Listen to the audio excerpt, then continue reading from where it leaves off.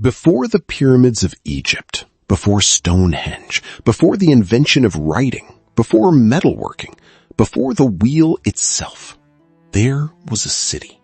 A city that predates everything we think we know about civilization. A city whose walls were built over 5,000 years before the first pharaoh ruled Egypt. A city that has seen humanity's greatest transformation, from wanderers to settlers, from hunters to farmers, from scattered bands to organized communities. This is the story of that city. This is the story of Jericho, the oldest city on Earth. Welcome to World's Oldest Cities, Episode 1. Imagine a place so low it sits 258 meters below sea level, one of the lowest inhabited places on the planet. In the scorching Jordan Valley, 10 kilometers north of the Dead Sea, surrounded by the barren Judean desert, something miraculous happens. Water emerges from the earth. The Ain es-Sultan Spring, also known as Elisha's Fountain, discharges roughly 1,000 cubic meters of fresh water every single day. This single spring has flowed without pause for as long as humans have recorded its existence. In a valley where almost nothing grows on its own, this water transformed desert into a lush oasis of date palms, citrus groves, and fertile alluvial soil. This is why the oldest city on Earth sits exactly here and nowhere else. Without the spring, there would be no Jericho. The story of Jericho begins not with city walls, but with a camp. Around 10,000 BCE, during the closing centuries of the Younger Dryas, the final cold snap of the Pleistocene Ice Age, a group known as the Natufians arrived. They were semi-nomadic hunter-gatherers, drawn to the Ain es-Sultan Spring because it offered reliable water in an otherwise hostile landscape. Archaeologists have found their microlithic flint tools, sickle blades for harvesting wild grain, and grinding stones for processing barley and wheat. The Natufians camped here seasonally, returning year after year. When the Younger Dryas ended around 8600 BCE and the climate warmed into what geologists call the Holocene, the Natufians stopped leaving. By approximately 9400 BCE, the seasonal camp had grown into a permanent settlement of more than 70 circular mud and straw dwellings. The town has, in some form, been there ever since. By the 10th millennium BCE, something unprecedented happened at Jericho. The settlement evolved into what archaeologists call a proto-city, and its inhabitants built walls. Not simple fences, not wooden palisades, but massive stone walls, at least 3.6 meters high and 1.8 meters thick at the base, enclosing an area of approximately 4 hectares. A wide rock-cut ditch, 9 meters wide and 3 meters deep, was carved into the bedrock outside the wall. This was the earliest known permanent stone fortification in human history.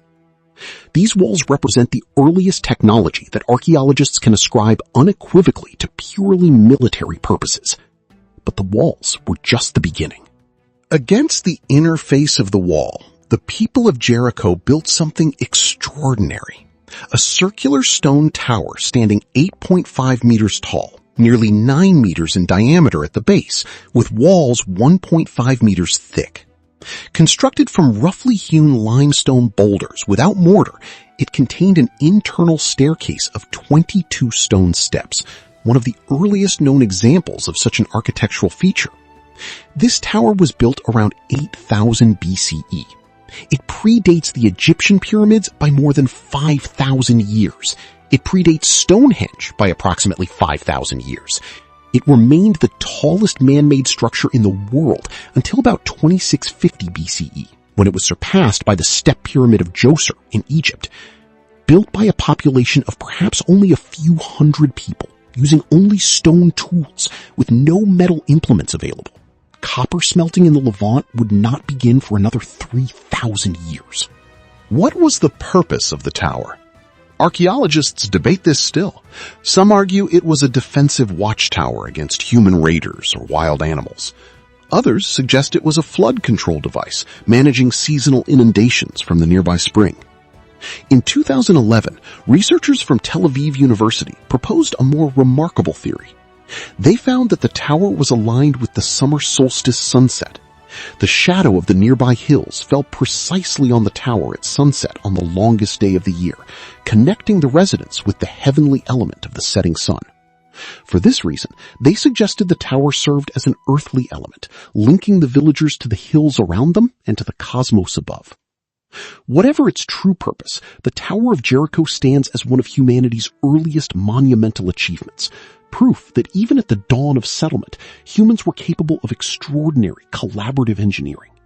During the pre-pottery Neolithic B period, from approximately 8500 to 7000 BCE, Jericho's population grew, and something remarkable emerged, evidence of ritual and spiritual life. The people of Jericho buried their dead under the floors of their houses, but they did something more. They removed the skulls of certain individuals, both males and females, and carefully reconstructed their faces using colored plaster. Red and black paint mimicked facial features. Seashells, including cowries, were placed in the eye sockets to create lifelike white eyes. The result was a striking, almost haunting representation of the deceased. Kathleen Kenyon discovered 7 of these plastered skulls buried together in a cache beneath a plastered floor. A total of 10 have been recovered from Jericho. Scholars believe this practice was a form of ancestor worship. By choosing a skull for plastering, the community changed the remains from being an individual to being an ancestor. This ritual celebrated shared history and promoted group harmony, the first stages toward the way we manage to live together today. Jericho was not isolated. As agriculture flourished with the domestication of wheat, barley, sheep, goats, and cattle, the settlement became an early trade hub in the ancient Levant. Archaeologists have found obsidian imported from Anatolia over 700 kilometers to the north. Seashells from the Mediterranean and the Red Sea reached Jericho, proving long-distance trade connections that stretched across the entire region. Greenstone beads from distant sources appear in burial contexts. These finds demonstrate that even in the Neolithic period, Jericho was connected to networks spanning hundreds of kilometers. The surplus generated by early cultivation enabled investments in large-scale projects like the wall and tower, and supported a population estimated between 2,000 and 3,000 inhabitants, enormous for its time. Jericho was becoming not just a settlement, but a center of exchange, innovation, and cultural development that shaped the entire ancient Levant. By the early Bronze Age, around 3300 BCE, Jericho had evolved into a thriving Canaanite city-state with advanced fortifications, international trade routes, and a well-defined economy. The walls were rebuilt and strengthened multiple times. The Middle Bronze Age revetment wall, built with massive Cyclopean stones topped with mud brick, protected the city from both invaders and erosion. Jericho is also famous for its role in biblical history. According to the book of Joshua, Jericho was the first city conquered by the Israelites. Its walls miraculously collapsed after 7 days of marching and trumpets. But archaeology tells a more complex story. The site's walls have been built and rebuilt many times, often collapsing due to earthquakes common in the Jordan Valley Rift system. Kathleen Kenyon's excavations showed that the famous Neolithic walls predated the biblical narrative by thousands of years. Whether one of these earthquake-driven collapses inspired the biblical story remains a matter of debate, but the physical evidence of Jericho's ancient walls is undeniable. The story of how we know all this is itself remarkable. In 1868, British explorer Charles Warren sank exploratory shafts into the mound, but missed the ancient remains by just 1 meter. German archaeologists Sellen and Watzinger examined the site between 1907 and 1913. Between 1930 and 1936, John Garstang uncovered what he believed were the biblical walls. But the most transformative work came from Kathleen Kenyon between 1952 and 1958. Using a rigorous Wheeler-Kenyon stratigraphic method, she proved that the wall and tower dated not to the Bronze Age, but to the Neolithic period, thousands of years earlier. In 2023, Tell El Sultan was inscribed on the UNESCO World Heritage List as the oldest fortified city in the world. Over 23 layers of successive settlements create an artificial mound 21 meters high, a physical timeline of human civilization stretching back 11,000 years. Jericho is not simply very old, it is the place where the idea of the city itself was first worked out, where humanity first proved that we could live together, build together, and create something that endures. This has been World's Oldest Cities, Episode 1, Jericho. Join us next time as we explore another ancient wonder of human civilization.